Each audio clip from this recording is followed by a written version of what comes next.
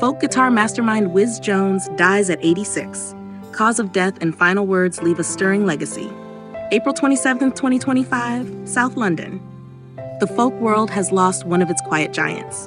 Wizz Jones, the soft-spoken legend whose pioneering guitar work shaped the sound of modern British folk music, passed away on Sunday, April 27th at age 86. He died peacefully at a hospice in South London after a private battle with chronic obstructive pulmonary disease, COPD, a condition that had quietly slowed the touring troubadour in recent years. His final words, spoken to his son Simeon just hours before his passing, were both simple and profound. Keep playing. That's all that matters. A voice that traveled light, but far. To those in the know, Wizz Jones was more than a musician. He was the essence of storytelling through sound. With a guitar slung over his shoulder and a heart full of road dust and wonder, he roamed the back streets of London, the cafes of Paris, and the folk stages of Berlin, singing songs of travelers, dreamers, and quiet revolutions. Born Raymond Ronald Jones in 1939, the Croydon native picked up a guitar in his teens and never put it down. Inspired by American bluesmen like Big Bill Broonzy and folk icons like Woody Guthrie, Wizz would soon forge his own path, a transatlantic blend of lyrical honesty and fingerpicked poetry. Cause of death: peaceful, natural, and surrounded by song. Wizz had lived with COPD for several years, retreating from public performance while still writing and recording from home. According to a statement from his family, his passing was peaceful, with the scent of fresh tea, guitar music playing, and the sun breaking through the window. He reportedly spent his final morning listening to Django Reinhardt and rereading lyrics from his 1973 song, "See How the Time Is Flying."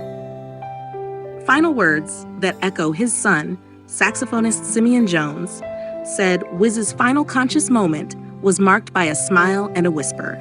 "Keep playing. That's all that matters." He added that the moment felt like a quiet curtain call from a man who never wanted the spotlight, only the song. A folk trailblazer without the flash. Though he never sold out stadiums or chased headlines, Wizz Jones's influence reaches deep into the DNA of modern folk and acoustic music. He was revered by icons like Eric Clapton, Keith Richards, and Donovan.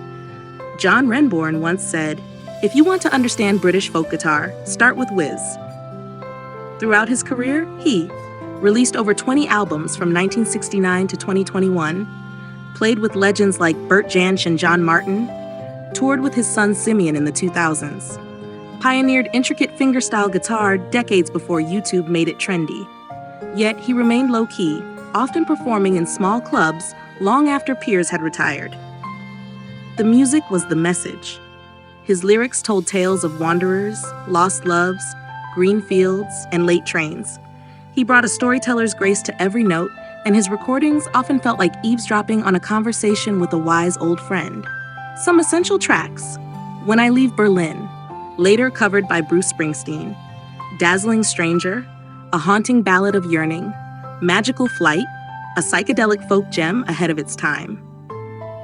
Artists remember a gentle giant.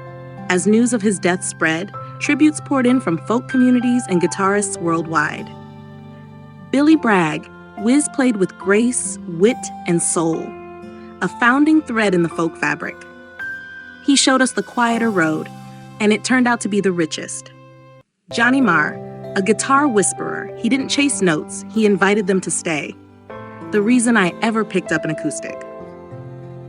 Legacy without limits, Wizz's legacy stretches across genres, from folk purists to lo-fi indie kids.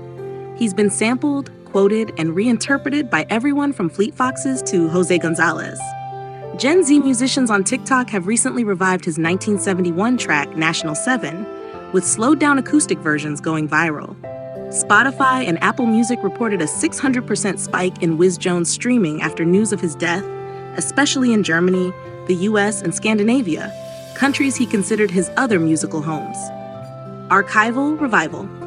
The BBC has announced a special 4-part radio documentary, Wizz Jones, 6 Strings and a Story, featuring rare interviews, unreleased recordings, and testimonials from fans and collaborators.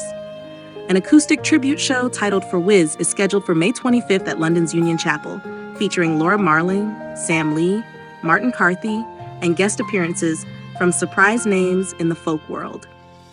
Final requests. Wizz, ever modest, had just 3 wishes. 1, no church service, just some tunes in the garden. 2, his ashes scattered in Cornwall, where he wrote much of his music. 3, a sign hung above his old guitar chair, "Gone busking." His beloved vintage guitar, a 1960s Levin, will be donated to the British Library's Music Archive. End of a journey, beginning of a legacy.